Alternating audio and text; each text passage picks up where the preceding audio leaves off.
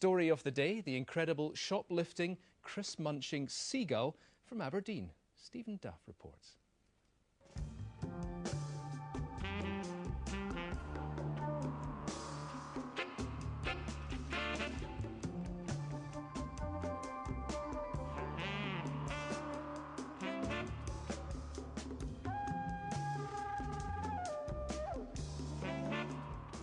With all the cunning and guile you can imagine, the Birdman of Aberdeen's pilfered more than 20 bags in the last few weeks, always tangy cheese Doritos.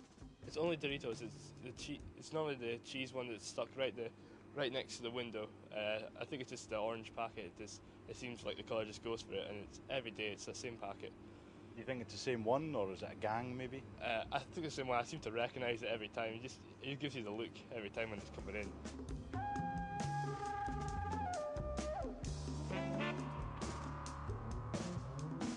Time to confront. Excuse me, do you have anything to say? You're now being exposed for your life of crime. Do you have anything to say? Stephen Duff reporting Scotland, Aberdeen.